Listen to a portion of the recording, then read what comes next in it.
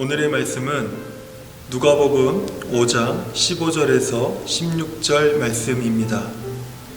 예수의 소문이 더욱 퍼짐에 수많은 무리가 말씀도 듣고 자기 병도 고침을 받고자 하여 모여오되 예수는 물러가사 한적한 곳에서 기도하시니라. 아멘. 저는 지난주부터 누가복음을 중심으로 해서 예수님의 기도에 대한 말씀을 함께 나누기 시작했습니다. 오늘 우리가 함께 들은 누가복음 5장 15절에서 16절까지 이 말씀은요, 아주 짧은 두 절의 말씀이지만 이 말씀에서 예수님의 기도의 중요한 몇 가지를 우리들에게 알려주고 있습니다. 오늘 그것을 함께 좀 생각해 보면서 말씀 묵상을 나누려고 합니다. 첫 번째는 예수님의 기도는 지속적이면서 반복적인 기도였다라는 것을 우리들에게 말씀해 주고 있습니다. 16절을 보면 예수는 물러가사 한적한 곳에서 기도하시니라, 이렇게 말씀하고 있죠. 이 말씀은요, 미완료 시제로 기록이 되어 있습니다. 그러니까 어쩌다가 일이 생겨서 한번 기도하신 것이 아니라는 것입니다. 과거부터 줄곧 이렇게 기도하는 시간을 습관적으로 가져오셨다라는 것을 본문에서 이야기하고 있는 것입니다. 즉 예수님의 기도는요, 어떤 특별한 일이 생겼을 때만 기도하는 것이 아니라 습관을 따라서 예수님은 기도하셨다라는 것을 우리들에게 알려주고 있는 것입니다.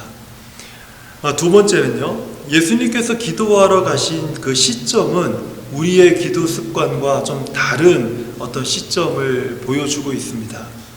예수님께서 기도하러 가신 그 시간은요, 어떤 순간이었냐면 예수님의 인기가 아주 급상승하는 그런 때였습니다.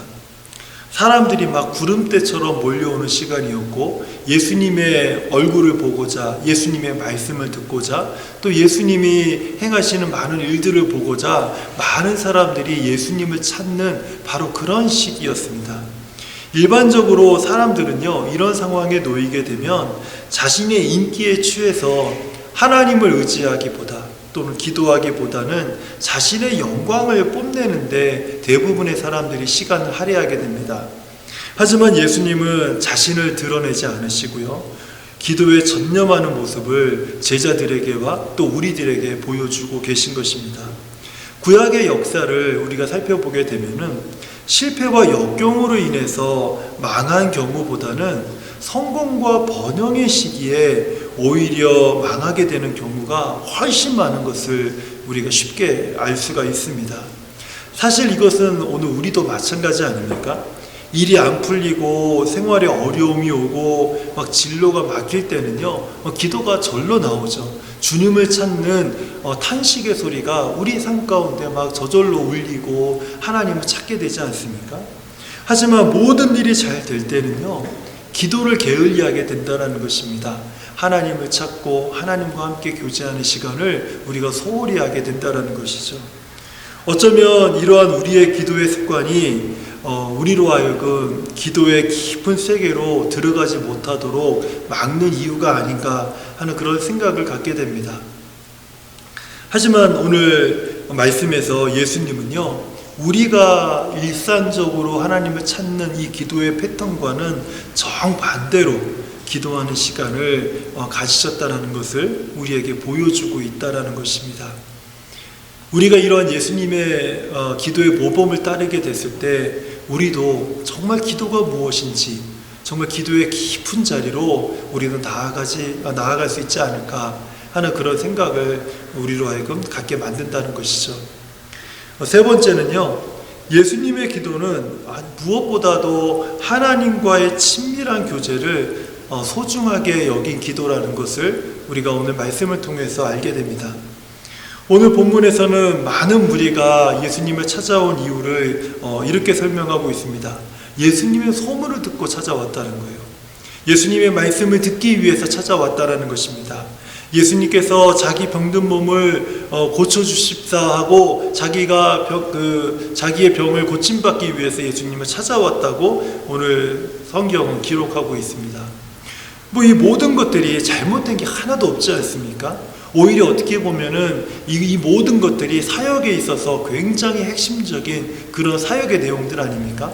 말씀을 전파하고 하나님의 복음을 전파하고 말씀을 가르치고 그리고 치료하고 치유하는 이 모든 사역들이 어떻게 보면 사역 안에서 가장 핵심적인 그런 사역이라고 볼 수 있지요. 바로 이런 이유들로 인해서 예수님을 찾아온 것입니다.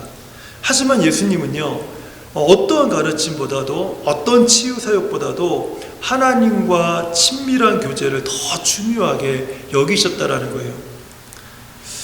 이런 예수님의 행동은요, 기도를 어떤 성공적인 사역의 수단으로 삼는 오늘날 같은 이런 시대에는요, 상당히 충격적인 메시지를 우리들에게 주는 것입니다. 사실 이 말씀에서 저도 자유롭지가 못합니다. 성공적인 사역이 더 매력이 있고 성공적인 어떤 많은 일들이 제 마음을 더 많이 성공적인 많은 일들에 제 마음이 더 끌리기 때문에 그렇죠. 그런데 오늘 예수님의 모습을 보게 되면요, 예수님은 그런 것에 그 마음이 빼앗기지 않았다라는 거예요. 오히려 예수님은요, 하나님과의 그 친밀한 교제를 그것보다도 더 중요하게 여겼다는 것입니다. 그 이유가 무엇인가 하면 예수님은 그 성공 뒤에 몰려오는 수많은 유혹에 대해서 너무나도 잘 알고 계셨기 때문에 그렇습니다. 많은 사람들이 성공적으로, 많은 목회자들이 성공적인 사역한 후에 그리고 교만해서 또 타락의 길을 걷는 것을 보게 됩니다. 많은 성도들이 기도하면서 하나님의 은혜로 성공을 이룬 후에 또 하나님께서 주신 놀라운 기도의 축복을 누린 후에 많은 사람들이 주님으로부터 등을 돌리고 떠나는 것을 많이 보기 때문에 그래요. 예수님은요, 이처럼 성공 뒤에 몰려오는 아주 수많은 유혹에 대해서 예수님 너무나도 잘 알고 계셨습니다. 그래서 예수님은 달콤한 그 성공의 자리를 떠나서 가장 예수님을 예수님답게 만드는 그 기도의 자리로 가셨다라는 거예요. 저는 오늘 제가 이 말씀을 준비하면서 이 말씀이 제게 상당히 도전이 됐습니다. 목회자를 목회자답게 만드는 그 자리가 어디인가? 우리 성도들을 성도답게 만드는 자리가 어디인가? 그것을 오늘 예수님께서 너무 잘 보여주고 계신다는 거예요. 그 자리는요, 예수님처럼 하나님과의 친밀한 교제의 자리, 바로 기도하는 자리라는 것을 우리들에게 말씀하고 있습니다. 예수님에게 있어서 기도는요, 하나님과 아주 친밀한 교제의 시간이었습니다. 예수님에게 있어서 기도는 기도보다 큰 기쁨과 영광을 얻는 일이 없었다라는 거예요. 예수님에게 있어서 기도는요, 성공적인 사역의 수단이 아니었다라는 것입니다. 예수님에게 있어서 기도는 우리의 바람이나 우리의 필요가 아주 시원스럽게 응답되는 영적인 수단이 아니었다라는 거예요. 예수님에게 있어서 기도는 하나님과 친밀한 교제와 사랑을 나누는 그런 시간이었다는 것을 오늘 보여주고 있는 것입니다. 저는 우리가 힘겹게 보내고 있는 이 코로나 시기, 그리고 어느새 벌써 성큼 다가온 이 포스트 코로나 시기에 우리에게 가장 필요한 것이 있다면 예수님처럼 이렇게 기도하는 것이라고 생각이 듭니다. 마지막으로 예수님의 기도는요, 우리 일상의 아주 중요한 일보다도 기도가 더 중요하다는 것을 가르쳐 주신 그런 기도의 모범적인 기도의 모습을 보여주고 있습니다. 사도행전에 보면 예수님의 제자들과 관련해서 참 흥미로운 기록이 나오는데요, 성령을 받은 후에 변화된 제자들은요, 많은 사역에 아주 분주해져 있었습니다. 그 중에서 참 중요했던 사역 중에 하나가 그 이방 여인들을 구제하는 구제 사역이었습니다. 이 사역에 대해서 제자들은 자신들의 입장을요, 사도행전 6장 2절과 4절에서 아주 분명하게 밝히고 있습니다. 제가 한번 읽어드릴게요. 12사도가 모든 제자를 불러 이르되 우리가 하나님의 말씀을 제쳐놓고 접대를 일삼는 것이 마땅하지 아니하니 형제들아, 너희 가운데서 성령과 지혜가 충만하여 칭찬받는 사람 7을 택하라. 우리가 이 일을 그들에게 맡기고 우리는 오로지 기도하는 일과 말씀 사역에 힘쓰리라 하니. 제자들은요, 많은 사람들이 관심을 가지고 많은 사람들이 에너지를 쏟고 있는 이 사역에 있어서 어떤 입장을 취했냐면, 기도하는 일과 말씀 사역에 힘쓰리라, 이것에 우리가 전념하겠다. 대신 이 중요한 사역은 너희 중에서 성령과 지혜가 충만한 사람을 뽑아서 그들에게 우리가 위임하도록 하는 것이 좋겠다, 이렇게 이야기를 하는 것입니다. 이 이야기를 들은 초대교회 공동체는요, 굉장히 기뻐했다라고 말씀하고 있어요. 사실 제자들이 이렇게 결정할 수 있었던 이유는요, 예수님의 기도의 모범을 따르려고 하는 결정이었다라는 것입니다. 예수님께서 제자들에게 보여주셨던 그 기도의 모범, 기도의 중요성을 이제 제자들이 절실하게 깨닫게 된 것입니다. 그래서 이제 예수님의 기도하셨던 그 예수님의 기도의 자세가 이제는 제자들의 기도의 자세가 된 것이라는 거예요. 우리 기도보다 더 중요하게 여기는 일들이 얼마나 많이 있습니까? 그렇지만 제자들은요, 예수님처럼 기도가 그것보다도 더 중요하다는 것을 이제는 경험하게 된 것입니다. 사랑하는 성도님들, 하나님은요, 우리 신앙생활의 수단이 아니지 않습니까? 하나님은 어떤 분이십니까? 우리가 신앙생활하는 그 대상으로서의 본질적인 대상 아니십니까? 그리고 그분이 우리 신앙생활의 전부이지 않습니까? 그렇다면 하나님과 친밀한 교제와 사귐을 목적으로 하는 이 기도를 우리는 어떤 일을 성취하기 위한 수단으로 전락시켜서는 안 된다는 것입니다. 하나님을 이용해서 우리의 어떤 목적을 이루려고 해서도 안 된다는 것입니다. 기도는 우리의 목적을 위해서 하나님을 이용하는 것이 아니라 세상의 그 어떤 것보다도 하나님과 사귀고 교제하는 일이 가장 중요함을 고백하는 행위가 바로 기도가 되어야 된다는 것입니다.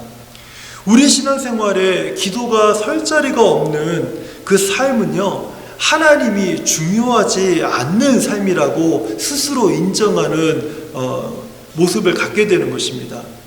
하나님의 뜻이 성취되는 것에 관심이 없는 신앙생활이 바로 기도를 소홀히 하는 생활이라는 것입니다. 우리 삶을 인도하는 주체가 하나님의 말씀이 아님을 인정하는 신앙생활이 바로 기도를 소홀히 하게 되는, 기도를 어떤 수단으로 삼고 살아가는 그런 신앙생활의 모습이라는 것입니다. 주의 백성아 기도하라. 저는 이 기도 모임이 우리 기도의 바른 습관을 찾아가는 하나의 밑거름이 되기를 바랍니다. 그래서 예수님의 기도처럼 무엇보다도 하나님과 친밀한 교제를 기뻐하고 즐거워하고 다 함께 이런 기도의 삶을 회복하고 누리는 우리 모두가 되기를 우리 주님의 이름으로 축원합니다.